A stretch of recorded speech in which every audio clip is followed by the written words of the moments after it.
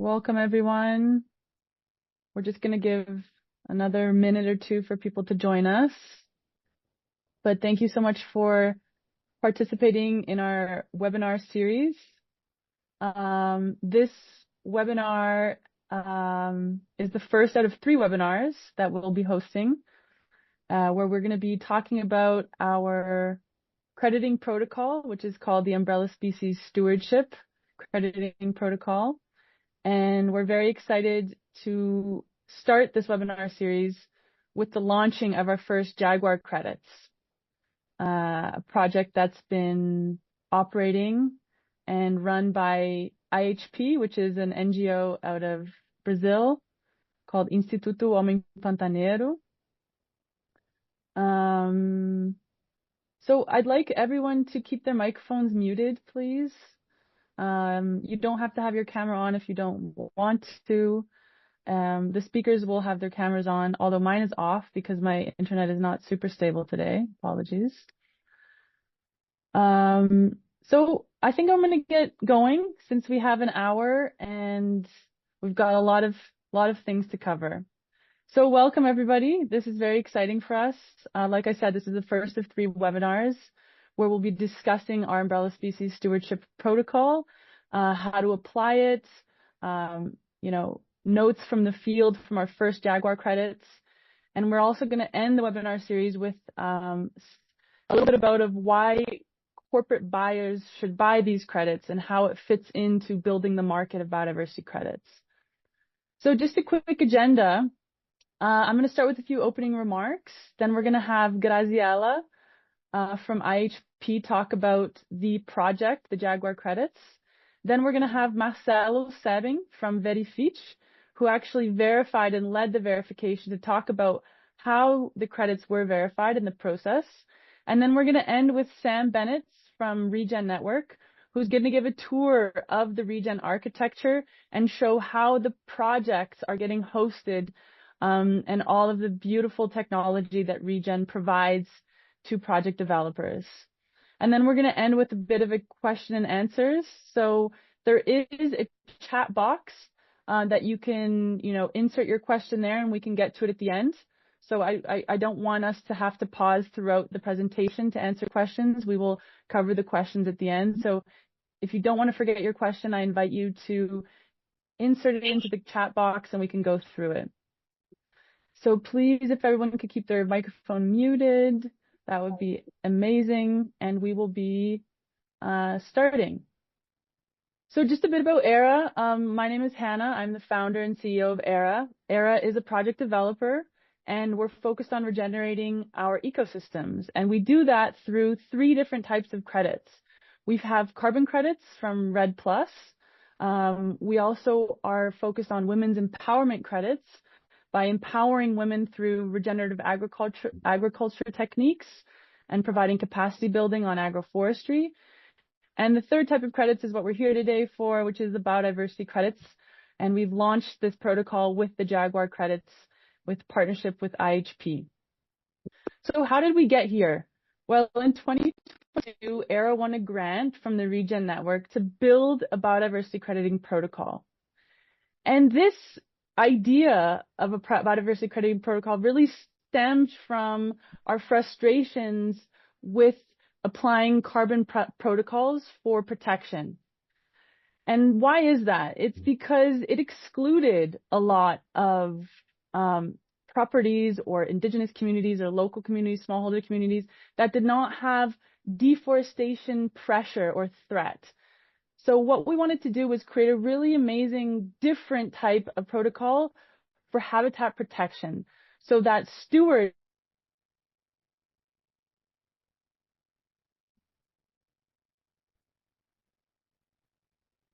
species concept. Hello? Could you hear me? My audio cutting? You just cut out for a sec, but you're back. Okay, excellent. Sorry about that. So we have 5 core principles of our biodiversity crediting protocol. The first one was to be inclusive of indigenous peoples and local communities. We wanted it to have a very ease of adoption. So in order to apply the methodology, all you need is photographic evidence of an umbrella species within your property. And third of all, we have based it on practices. So this notion of stewardship. So it's not about having more jaguars, and you don't get credits for more or for outcomes based, but you get credits for how much of a better steward you can become over the years. So what are the different practices that you're implementing? And then fourth, how do we define the price? The price is also very different. So for Carbon Project, the price is externally based on, market mechanisms and different market triggers. But for our projects and our methodology, the price is defined by the actual cost of conservation. So how much does that cost for that land steward to protect those hectares of habitat? That is the price. And then fifth, once the credits are purchased, there is no secondary market. So you can't buy and sell. They're immediately retired. So what is an umbrella species? Well, it's a term to represent species that need a large area for their conservation, so that by protecting this species, you also are protecting the whole web of life within that area as well. And then just to, land what a credit is. So a USS credit, umbrella species stewardship credit, represents 1 hectare of habitat that has been stewarded for 1 year. So what is the equation of that? Well, you have the habitat area and you multiply it by stewardship factors. And we have 3 types of stewardship factors. We have the umbrella species health, which is based off of, the different types of monitoring methods, the number of individuals, how you monitor the movement and the distribution. We have the habitat quality, and we have the theory of change. So the theory of change is customizable metrics based on local contexts and local threats. And that's built off the theory of change framework. And then third of all, the habitat quality looks at the ecosystem disturbances, the mitigation measures, and the whole taxonomic diversity of the area. So that's just a little taste. We're going to get into more details of the methodology and the protocol in the second webinar. But I just kind of wanted to land for those who don't understand what a USS credit are, who haven't been, following our journey. I just wanted to land this so that everyone can be on the same page as I pass the baton over to Grazi from IHP, who is going to help us understand the process that IHP went through for the first Jaguar credits. So I'm going to stop sharing and let Grazi share. Thank you so much, everybody. Thank you, Hannah. I'm going to share my screen.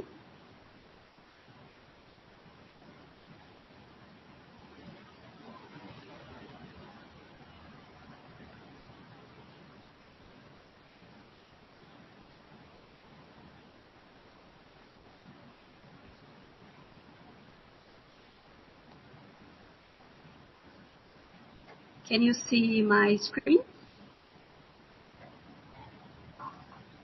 Yes, I think, yep, just put it in a presentation mode, potentially. Yes. Yeah, just a moment. Okay. There you go. Great, perfect. Okay, hello everybody. I'm Graziella Porfirio.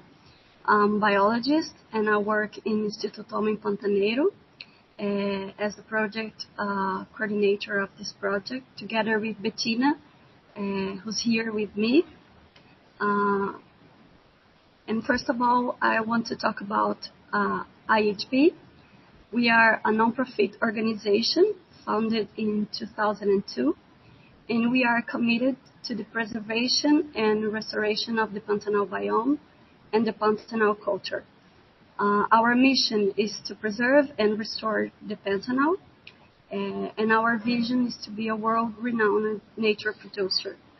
Our values are the respect for the history and culture of the Pantanal, the dialogue, innovation, trust, and credibility. We work according to at least 6 sustainable development goals, and our actions drive and strengthen our partners' ESG agenda.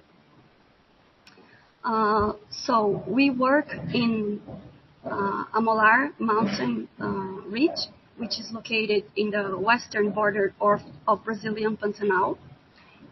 According to this concept of nature production, we have riverside communities living in this region.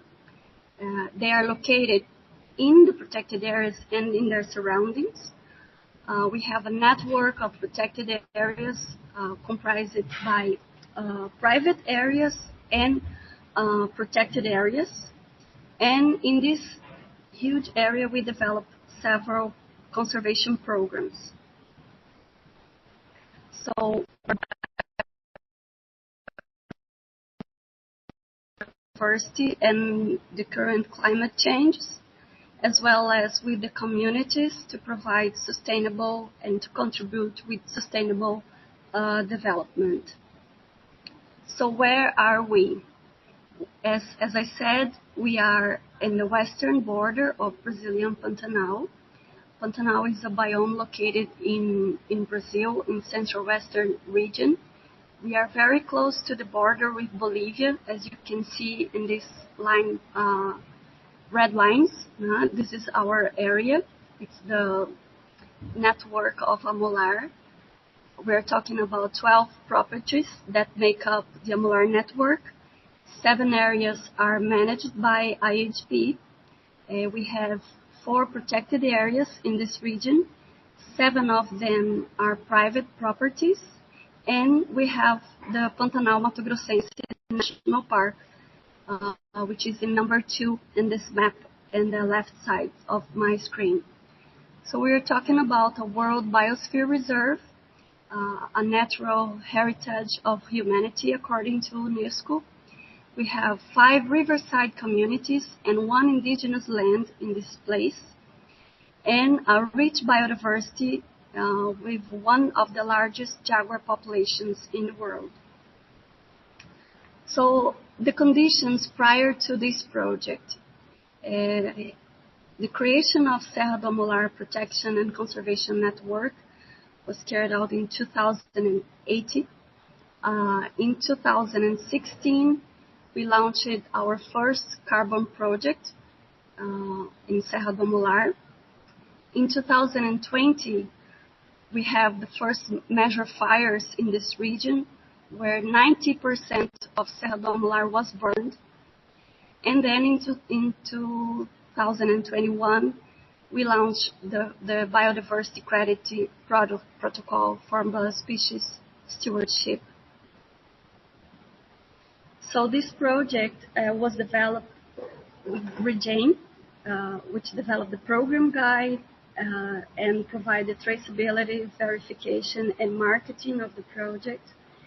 ERA, which developed this credit protocol focused in jaguars and the protocol. And Instituto Homem Pantaneiro, IHP, which is the project developer. So here we are with our project named Jaguar Stewardship in the Pantanal Conservation Network. The proponent of the project is ERA. We are the developers. In this monitoring period, the first one is related to 1st January of 2021 to 12 December of 2023. And the umbrella species is the jaguar. So the project location, we developed this methodology in 3 protected areas that together represent 40,613 hectares. All this area in green in the map. So we developed the project in this area and worked with data provided since 2021 for the first verification. And the methodology is based on 4 criteria. The first one is the presence of the species. We need to understand this population and the size of this population. The second criteria is the movement of the focus species in the habitat. Then we have approach regarding taxonomic diversity. We need to understand all the species, the biodiversity in the area, the natural prey of the jaguar, and response to the environmental disturbances as climate change and fire, which is becoming more and more common in the Pantanal due to these drastic climate changes. So regarding population size, in 2021, we identified 5 jaguars in the area, 3 with camera traps. It was a mother with 2 cubs, and 2 individuals were radio-collared. In 2022, 4 jaguars were identified by camera trap, and 1 of them was monitored using radio collar. And in 2023, 6 jaguars were identified by camera traps. So we have these numbers: 5 jaguars in 2021, 5 in 2022, and 6 in 2023. It's important to note that this is not an information about the population size. At this first verification, we did not sample the area in order to estimate the population size and density. But in the next stages of the methodology, we are going to do systematic surveys according to protocols and to the analysis necessary to estimate the size of this population in the area. So it's just the number of animals we could identify along the areas where we sampled with camera traps. So the second criteria is the movement. We had 2 jaguars with radio collar during this period. The first one was Jojo, was a male of 87 kilos. Jojo was rescued in November 2020 by vets from Gretapi. Gretapi is a technical group from the state of Mato Grosso do Sul, and we have vets in IHP working in this group. This animal had third-degree burns on its paws and pneumonia caused by smoke. And then he was rescued, treated, rehabilitated for about 2 months until he be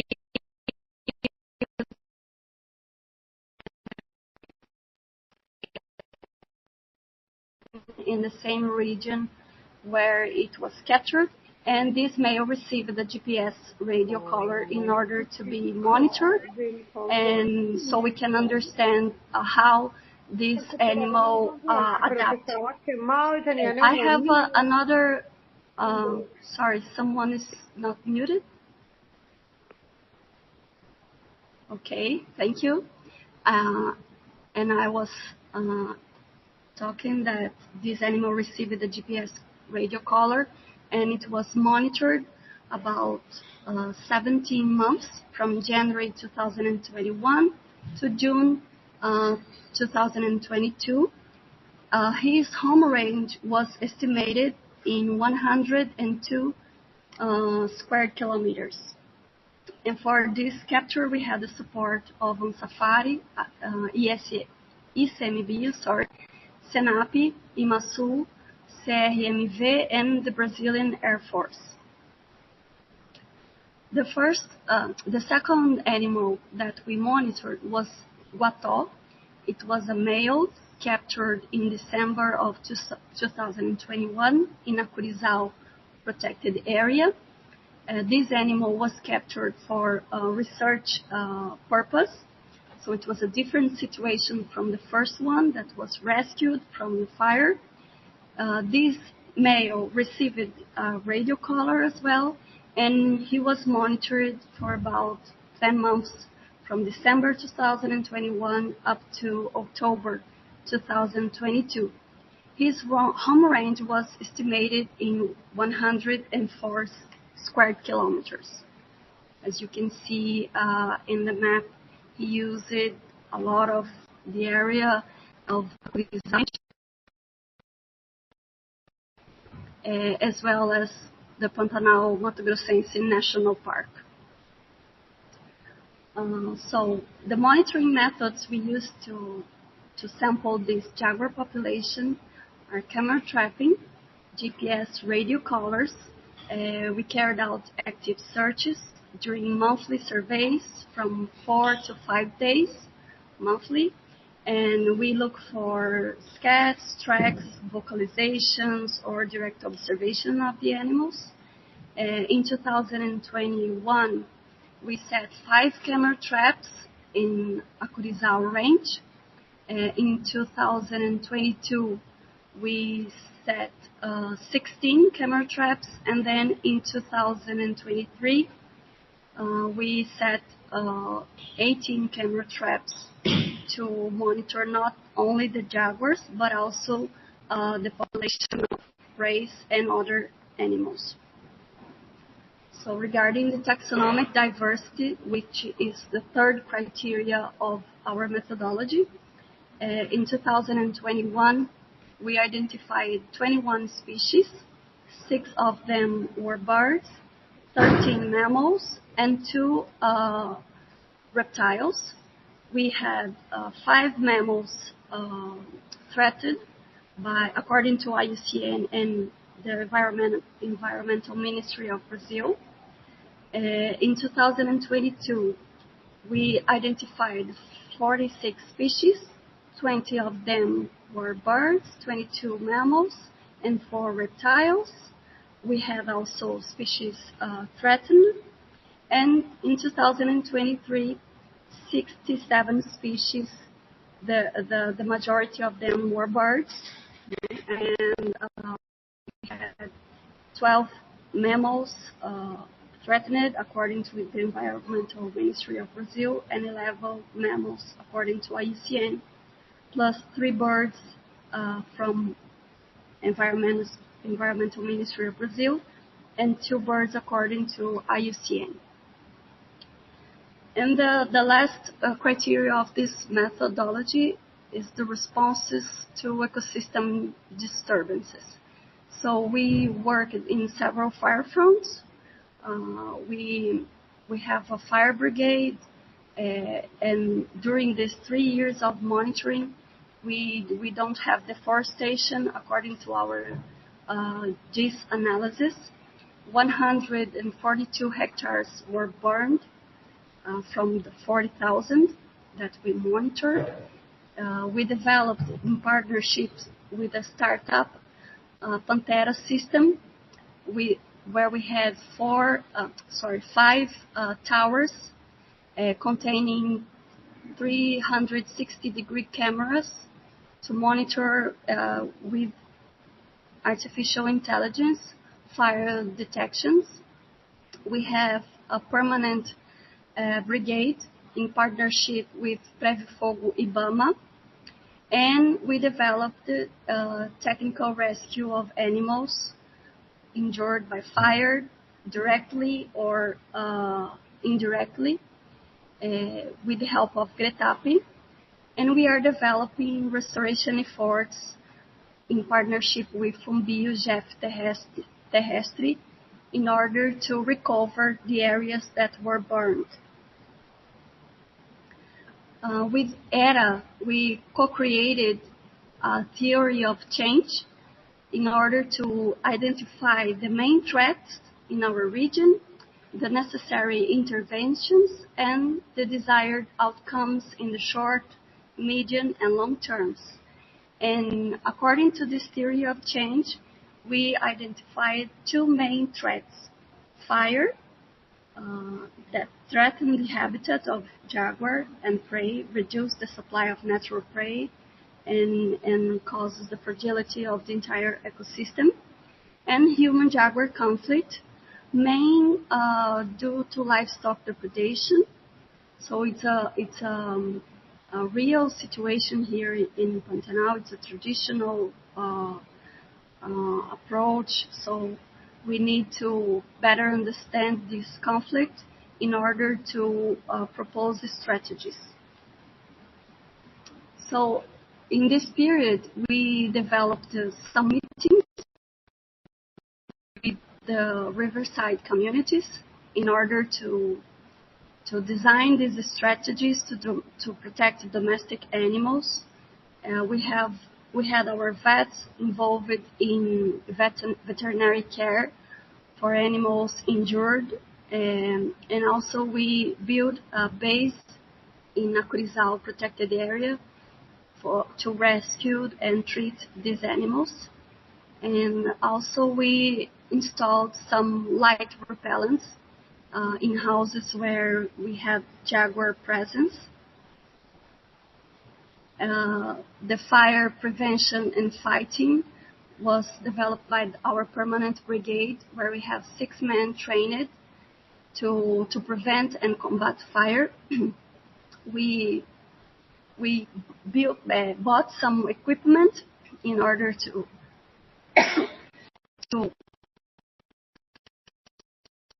fight fire.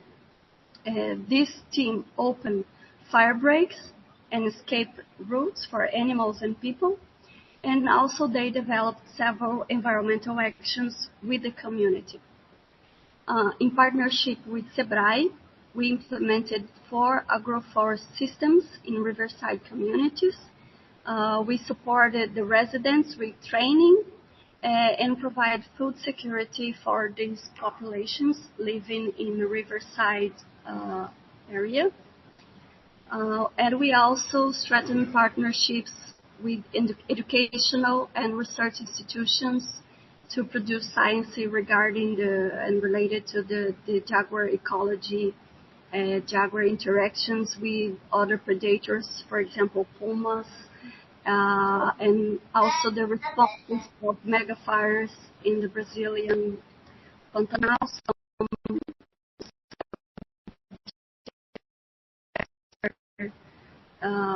Where we provide some scientific data and information for the entire society. So all of these evidences were independently audited, and we have this table with all the indicators and the points where we summed. And then we have this entire scenario that was audited based on these evidences. So we provided the biodiversity credit protocol with about 700,000 credits issued. And I finished my presentation with some ways that all of you can support IHP, and thank you all.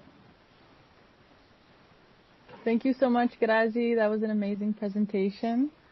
I think it's so clear how IHP implemented all these amazing interventions to reduce the threats, and I hope people were inspired to see how IHP did that for the jaguar and then potentially apply that knowledge to different umbrella species in your areas. So now I'd like to invite Marcelo Seben from Verifici, and he will be presenting about the verification process that we went through to get the credits certified and issued on the Regen Network. Hello, everyone. Thank you very much, Anna. Thank you, Graziella, for your excellent presentation. Well, my name is Marcelo Seben. I was the team leader of the audit company Verifit, which was responsible for the validation and verification of this first period between 2021 and 2023. I will share here my presentation to present a little bit of our company, a little bit of the process which was carried out to verify this process, and also a little bit of information about the team which was responsible for this validation and verification. Just let me share here the screen, and just a second here. Share. Yes. Here we go. Share. And I'll press here the F5 presentation.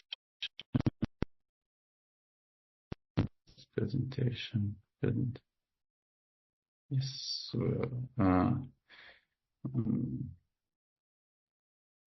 No. I'll get that. Just a second. Yes, here we are. So I am technical director of Verifit, which is part of Verifit Group, formed by conformity assessment bodies in Colombia and Brazil. Actually, we are the first conformity assessment body genuinely for Brazil. Also, we have our accreditation for Colombia, but our main directors and our main core is genuinely Brazilian. We are specialized in climate assurance and leader in validation and verification of greenhouse gases in projects in Latin America. And now, obviously, due to this open marketing, we are also going to biodiversity credits, which are also related. Our company has more than 17 years of experience in greenhouse gases project activities and corporate inventories. We have verified and validated projects in more than 16 countries within Latin America, also in Africa, in North America.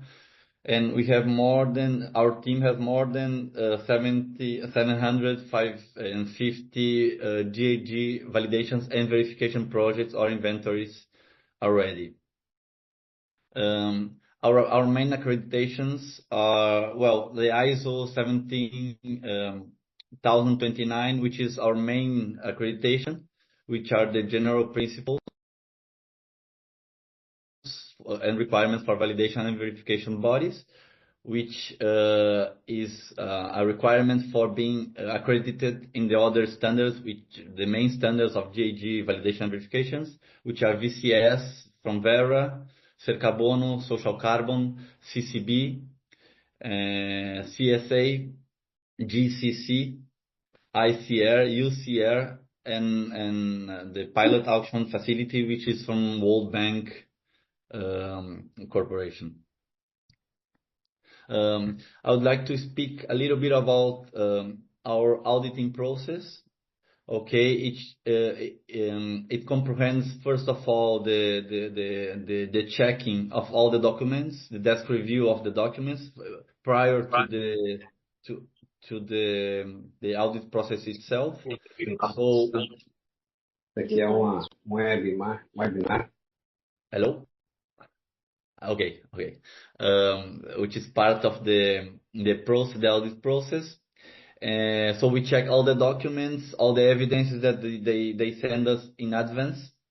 Okay, and then we go to the on-site inspection, which in general we visit all the sites, the main spots of the site. We interview the main responsible person. And this on-site inspection can be actually on-site or can be made virtually, depending on whether the protocol accepts it or not. And then we check all the documents and all of the requirements from the protocol, and either if there are any doubts in the documents, or if there are any corrections to be made regarding the documents provided, we submit a findings report where the client or the project owner needs to respond accordingly in order to be in compliance with the requirements from the protocol. And then we issue a draft issuance report, a draft validation verification report, and we send all these documents to the second layer of analysis from an independent team, also from our company, but which has not contact to the project itself until this moment. So they check the consistency between our documents, our report, and the client's report or the project owner's report. And then we add this second layer in order to be more trusted, more efficient, and more reliable to the protocol requirements. And then we issue the final validation and verification report, and we also submit it to the Regen. It's important to point out that we act as a third-party company, so we have no interest in the project itself, which means that we do an independent analysis only based on the protocol requirements. We sign a conflict of interest form, and we sign also a confidence form in order to, first of all, not provide the information to any third party without the consent of the project owner, and also in order to be independent on the analysis. It means that our auditors or our verifiers didn't have contact in advance with either the Instituto Homem Pantaneiro itself, or had worked in any of the related companies which are the project owners. Then I would like to introduce the audit team that has carried out this first verification. I'm Marcelo Sebene, team leader. I'm chemical engineer and master degree in sustainable energy systems, and I have more than 14 years of experience in greenhouse gases auditing processes, and have participated of more than 400 validation and verification project activities. I also had with me the validator verifier Thais Zucoloto, who has a degree in biological sciences, has more than 10 years of experience in environmental processes, and it has 1 year of experience in greenhouse gases audit processes.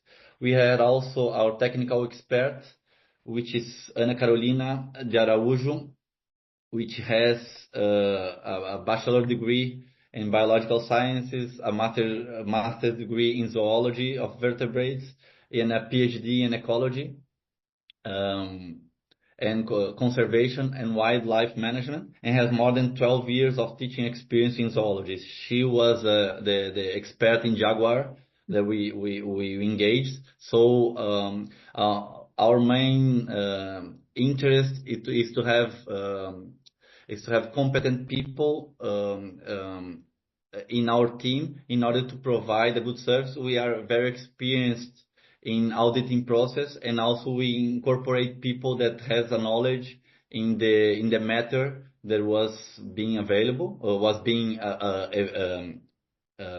evaluated. So we engaged these two very competent people. There was Thais and Ana Carolina. And then in the end, we had Ana Beatriz de Mello, who was the responsible for the technical review. She's a forest engineer and has more than 9 years of experience in certified FSC and CERFLOR sustainable forests. And she also she has more or less 3 years of experience in GIG project activities. Who the fuck cares? Well, this is all. I would like to give you.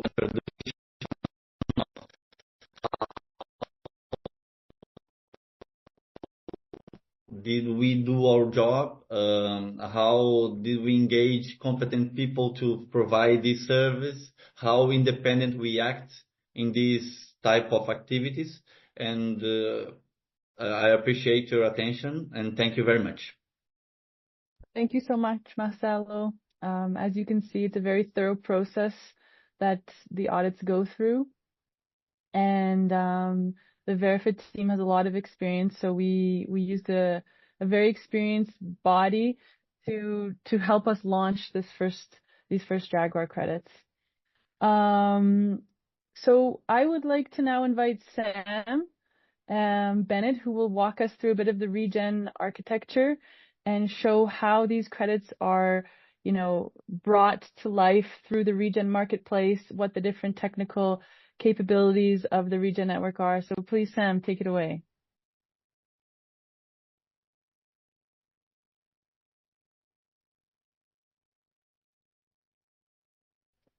Cool.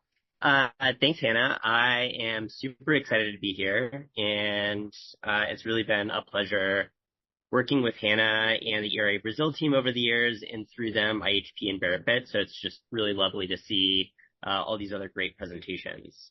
So I am going to give just a short presentation on just Regen Network, who we are, what we do, and then we're actually going to do a platform demo of our platform, the Regen Registry, to just show the project pages, the credits, the marketplace, and how all of this information was tied together.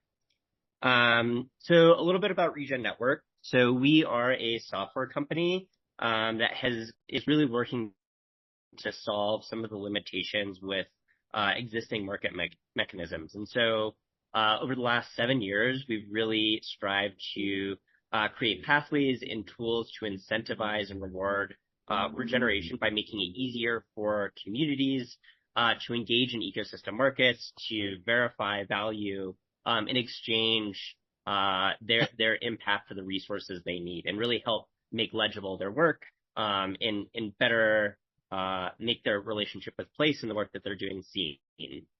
And so just, speaking to some of the existing market mechanisms that I'm sure that we here talked a lot about is, these projects are extremely costly. It requires coordination of many actors, people doing work in the field, collecting data, getting auditors to verify things. And so there's just a lot of resources that need to go into these projects. And traditionally pulling on things like carbon markets, they're not always as efficient as they could be. Information is often passed back and forth between stakeholders. It's lost. Data is stored in a bunch of different places. You might not have, great project management to know who's doing what. And so that just makes it difficult. It increases the cost. And, in recent years with, things like carbon markets, there's been less trust in those systems because of scandals, people not being able to view the data, not understanding how communities were involved. And so these are really all the things that we're trying to help solve. And biodiversity markets are new, and I think part of the challenge in working in biodiversity markets is just managing the complexity. We have complex claims that require multiple data sources, from camera traps to interviews with the community to different platforms.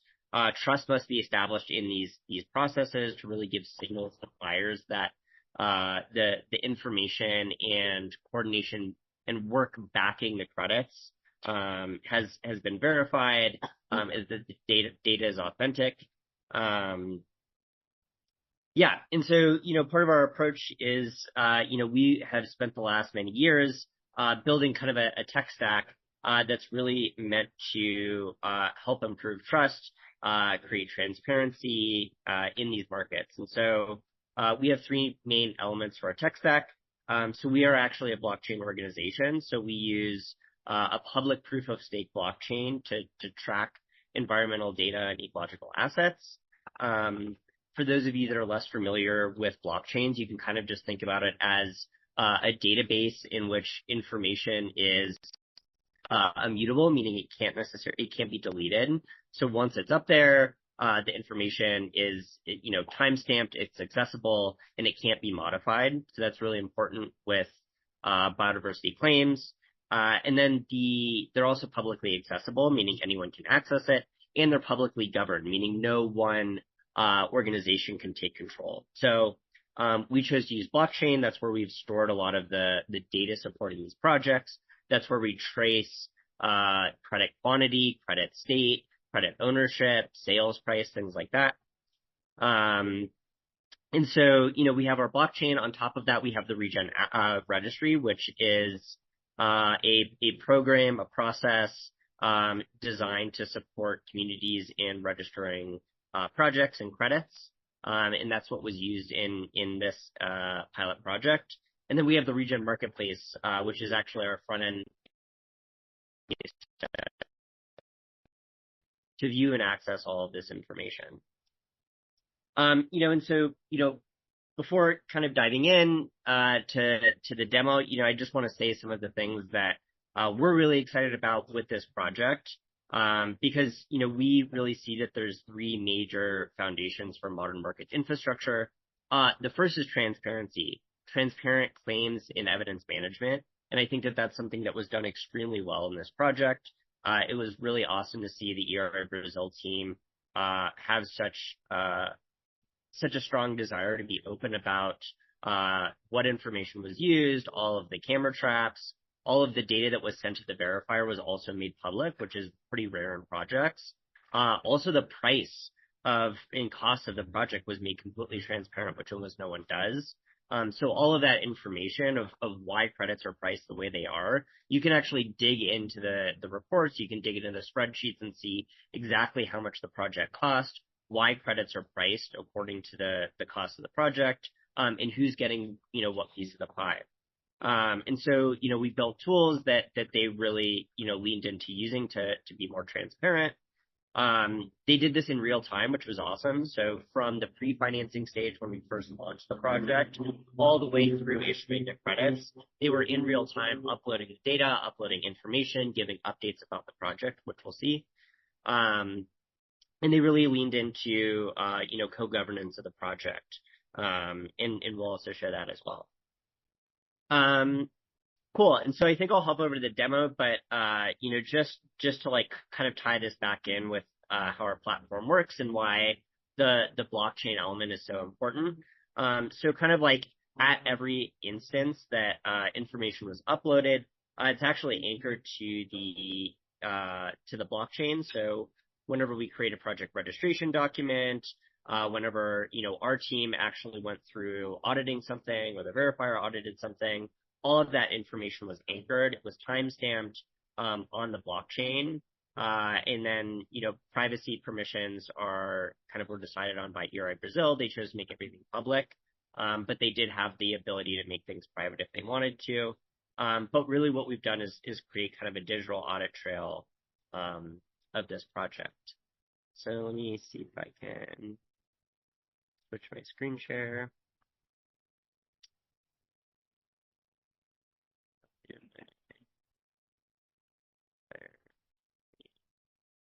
Cool. So this is our platform, the Regen Marketplace. This actually is a house for many other organizations also using our technology to create their own crediting protocols, issue credits within carbon or biodiversity or environmental stewardship, as well as people that are operating outside of crediting. So on our homepage, we can view kind of the featured projects. And the first thing that I wanted to show was actually the page for ERA Brazil's crediting protocol. So this is the protocol that they developed over the last, I think, 3 years. And it was actually put through an external peer review by our team operating the registry program. And so here's where you can see all the details about the methodology. You can see what a credit is. And I think that we actually have, if you go out here, you can view all of the history of the peer review that this protocol went through. So the participants that were involved, all of the track changes, the comments on, what should be upgraded are all included. And so, if we actually go to the, project page, so all of this information is managed by the ERA Brazil team. And all of this is actually anchored in some way on Regen Ledger on the blockchain. And so it's timestamped. You can actually go back and view the change history of the information that was uploaded here. So we have our basic page information.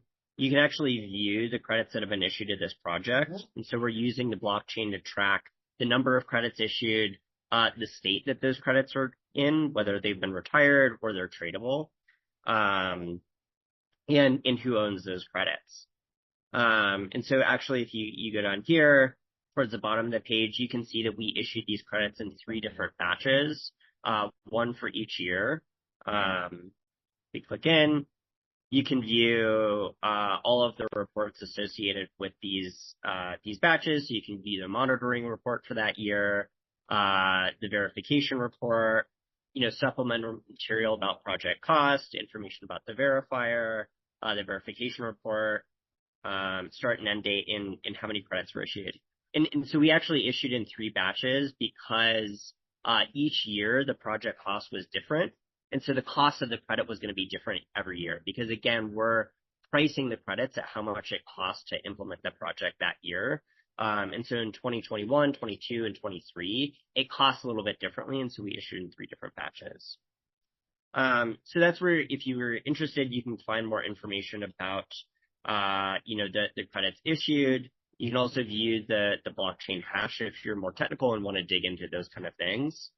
But the thing that I'm most excited to share on this page is actually the data stream.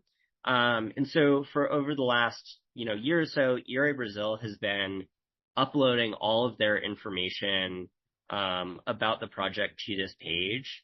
And so we actually have a pretty rich time stream of the events that have happened.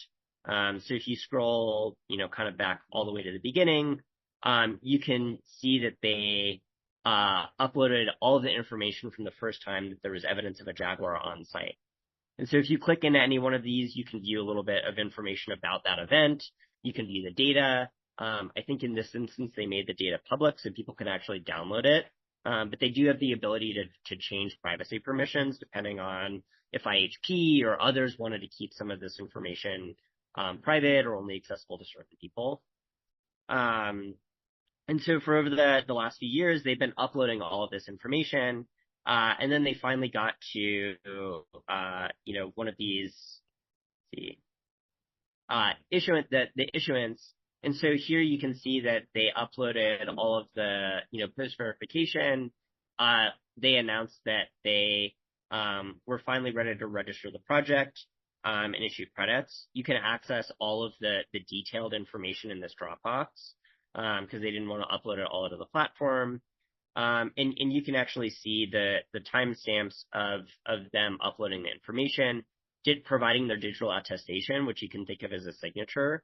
So if Verifit also wanted to come in and sign this, saying that like, hey, we verified this, we did our job, we agree that these credits should be issued, they can provide their digital signature to showcase that attestation of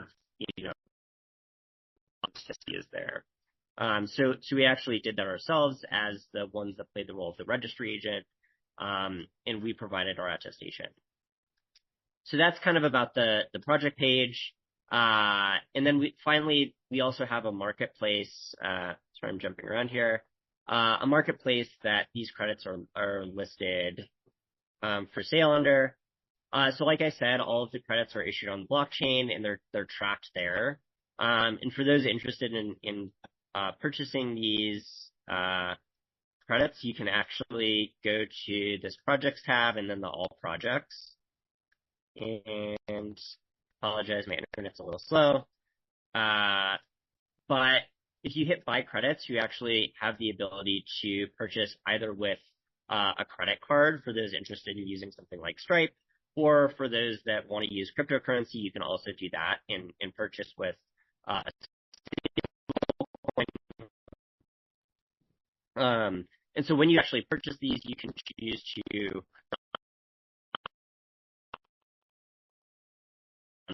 with someone, you can create your own account, and the credits will land in your account.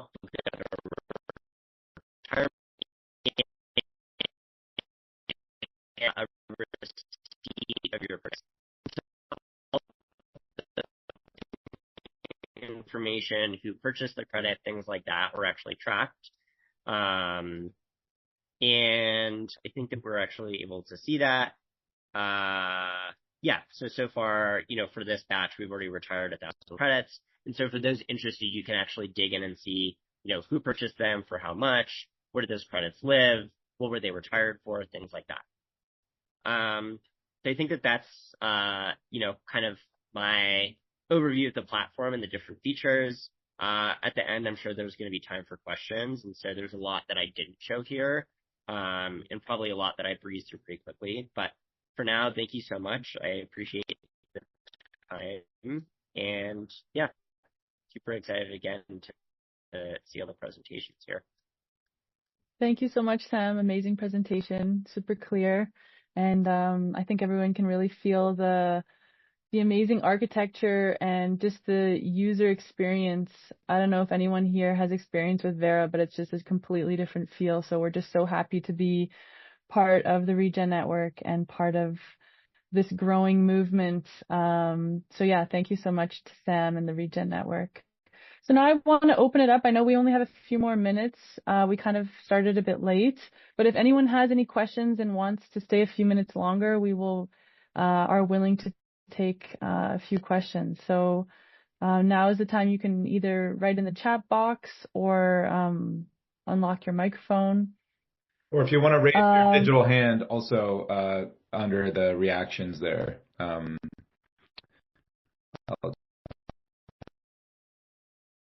recognize that. So anyhow, this has been recorded. We'll share the recording. And Hannah, could you just remind people about the next two webinars also around these topics, what they'll be focused on? For sure, yeah. So we have two more webinars coming up in this series. The second one will be diving into how to apply the crediting protocol for other landholders and other projects. So we'll give a step-by-step on how to really dig into the protocol and what information you need. So that's going to be really useful for people looking to apply this on their projects. And the third one will actually be looking at the business case for corporate purchases. So why corporations should purchase, where this fits into corporate claims and, their nature contribution. So that will be sort of tying it together to the money aspect, because we need the corporates to come alongside, obviously. So stay tuned for that. We did have a question in the chat from Chris Parker asking about what is the business case for a corporation to purchase a biodiversity credit. Anyone want to take that one, or Hannah? Well, yeah, we can take that. I think, Chris, I invite you to come into our third webinar. We'll dive into that. But basically, I see this as corporates going above and beyond mitigation. So carbon credits act as a mitigation for their, greenhouse gas emissions, but it doesn't really get us to nature positive, which is a global goal that we want to get to nature positive by 2050. So I see biodiversity credits fit into this nature contribution credit, where corporates can go above and beyond carbon mitigation. But that's sort of a short answer for a very deep conversation, Chris. So I invite you to come to the talk.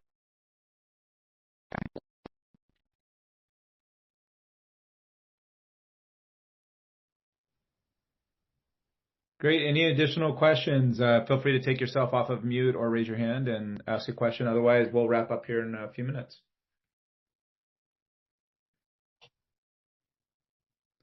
Question came in, is this system applicable in countries other than Brazil? If so, how long would it take to make it applicable in other countries? This is from Pierre. That's a great question. So the crediting protocol is applicable to any country, any jurisdiction, any ecosystem, any umbrella species. So we made the protocol very adaptable and flexible.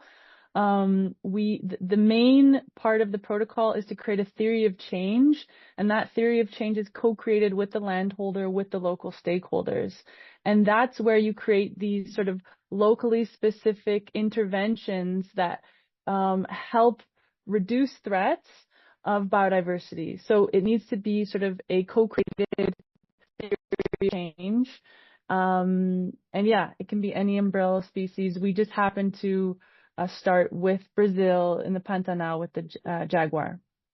And it is currently also being applied, thank you so much, Per, to an indigenous community in Ecuador, the Charamensa community, and they are using the protocol as well. It happens to also be the jaguar, but we are also looking to apply it on wolves in northern Canada. There's interest of Siberian tigers, some interest in Africa using gorillas. So we're getting a lot of interest, and our hope is that we have all different types of umbrella species credits getting launched in the coming years.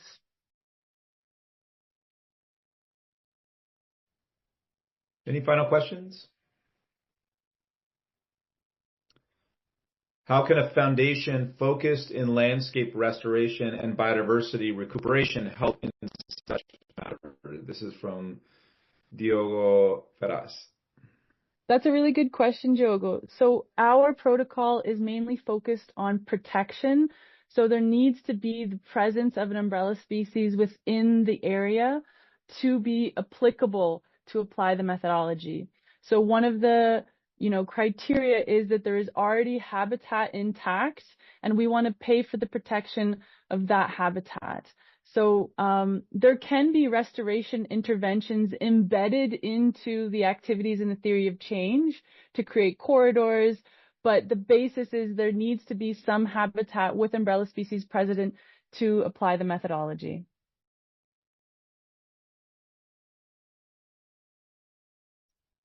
Great, thank you. Looks like that was great.